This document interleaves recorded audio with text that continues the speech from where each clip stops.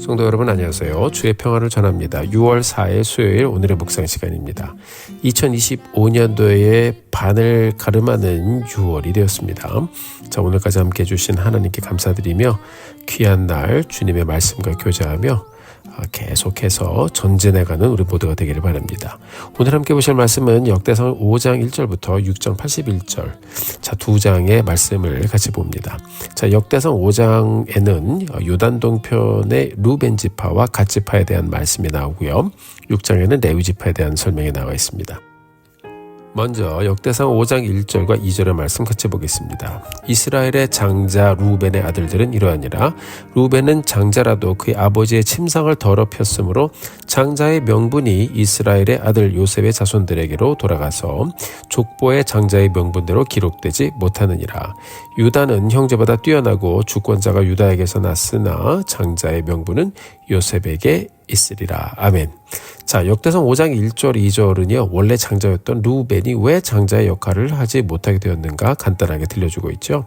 루벤은 창세기 35장에 보면요. 야곱의 첩, 아버지의 첩 빌하와 동침을 하면서 범죄를 저지르게 됩니다. 자, 그 죄의 대가로 장자권을 잃게 되지요. 그리고 야곱의 자손의 장자권은 요셉의 두 아들 므낫세와 에브라임에게 넘어갑니다. 자, 이것은 우리에게 무엇을 말해주고 있습니까? 죄는요, 단순히 개인적인 실수와 개인적인 그런 죄과로 마치지 않는다는 것을 우리에게 들려주고 있습니다. 한 집안의 가장이 잘못하면 자녀들에게도 영향을 주게 되어 있습니다. 같이 감옥에 가지 않더라도 아버지의 범죄로 인하여 아버지의 부재 가운데 있는 가정을 또 지나가야 되고 그렇게 살아야 됩니다. 그러면 그 마음의 상처와 아픔이 더 남아있는 것이죠. 그러니까 루벤의 실수로 자손들이 영향을 받아요. 고대 근동지방에서 여러분 이 장자권은 굉장히 중요하고 소중했습니다. 그런데 이런 범죄로 말미암아 하나님은 그 장자권을 빼앗아 요셉의 아들 므낫세와 에브라임에게 넘겨주셨습니다. 사랑하는 성도 여러분, 이것은 우리에게 중요한 말씀을 들려주고 있어요. 우리는 가정 공동체, 교회 공동체, 이 공동체 안에서 살아갑니다.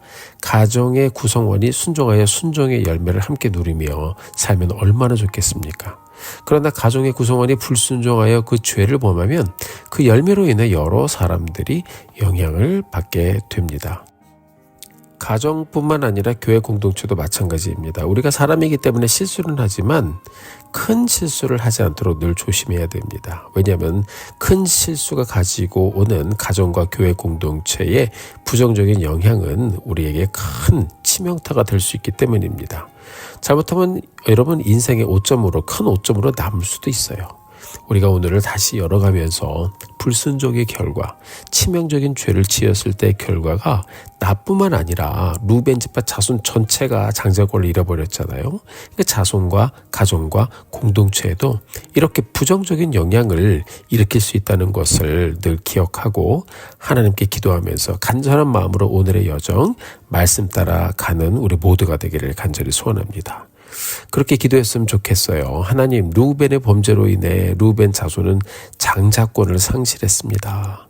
오늘 우리가 주의 말씀에 순종하여 큰 범죄하지 않게 도와주시고 이 하루 다시 한번 말씀 붙잡고 간절한 마음으로 큰 실수하지 않고 이 하루를 잘 보낼 수 있도록 하나님 인도해 주시옵소서. 함께 그렇게 기도하며 간절한 마음으로 이 하루를 가는 우리 모두가 되기를 주의 이름으로 축복합니다. 자, 이어지는 3절부터 6절까지의 말씀 같이 한번 보실까요?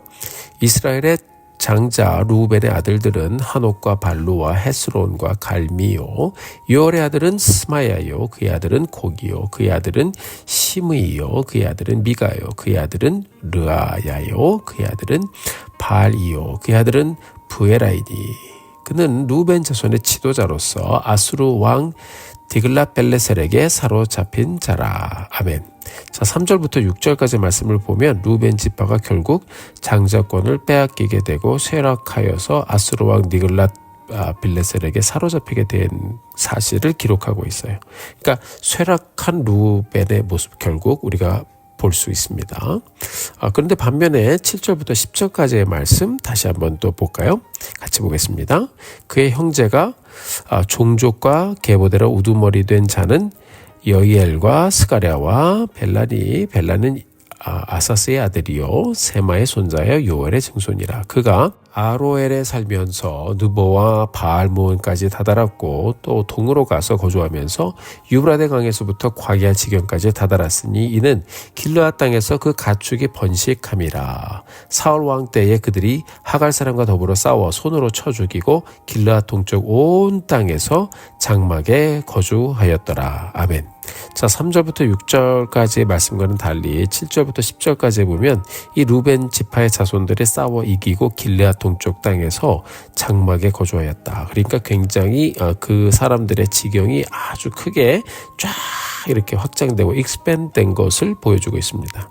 자, 유브라데 강에서 광야 지경까지 다다랐다. 이 땅을 얼마나 크게 확장했는가 하는 것을 보여주고 있는 대목이에요. 자, 루벤 지파가요 장자권을 빼앗겼지만은요 하나님은 그들에게 은혜를 주셨어요. 합당한 은혜를 주셨어요. 약속대로 주님께서 또 약속하신 그 가나안 땅에 살면서 땅을 잘 확장할 수 있도록 하나님이 은혜를 주셨어요. 참 감사한 일이죠.